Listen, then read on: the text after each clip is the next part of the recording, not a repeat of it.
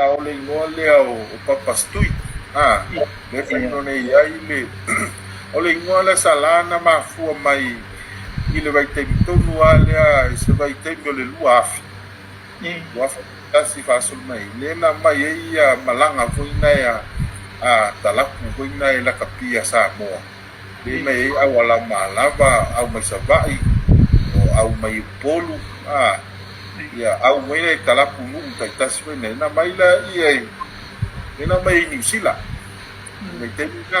oina la lena na matou fa'aea loa le tana le iai kapitai a papastui o maua lava noe ia ua mitino foi malaga na sala na matou mai malaga na i soso'o a tausaga o malaga na sala e afa le pena o le ua salau tālā e alu tamaiti kesu'e ia ona fa'amoemoe la ia sau'i avaitaimi o polisia ona fo'i atu la ia totogi i le pasese totogi la ia totogi ia o talamasani a sala ia o isi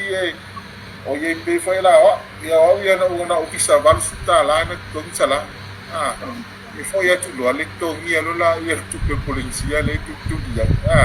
ia matufae alo le ingoa na ia au pole o le ei papastui o se mea kaua tele na vaitau sala ua to'atele tupulaga o se tatou atu sa mauga ia famanuiaga faapea o isi mau atu e mau ala taito'olua ma nonofo ai New Zealand mau ai latou o famanuiaga pena na mau ai le vaitaimi o le toina ia mitino'o e o ia totogi ia na totogi ana malo ia o famanuiaga na tatala mai ai le lonoa i lenā vaitaimi i mo talapu taitasi hoina le maua le manoa e mai ai tamaiti ta'alo ta'alo fa'atasi ma tamaiti ia e ta'alo atu New Zealand le vaieke atu latou hatailufo TV oinā la le mafua mai le inoa le matou whenua ai ia au tatou po le lo'i ai papastui i lenā vaitaimi sala ao le manai ai ia o lenā vaitaimi sala aua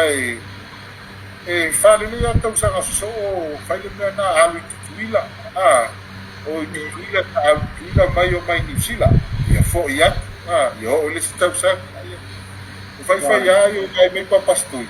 ia e fa'inau a le mea lea oinā salai le manai i le ia fa'amanuiaga na fai fo'i e le afo le tatou vaega fa'afai ina vaitaimi e mo ia sa ia e tele o ilo le taimi na polemea o sa o pelestele toina le taimi la i le iugi lakapi a Samoa po le taimi la o lae palemia ia ua e lo'u moni ia e le mafai ona fai e le tatou iugi lakapi ona au mai ni talapu to'atele faapena i fafo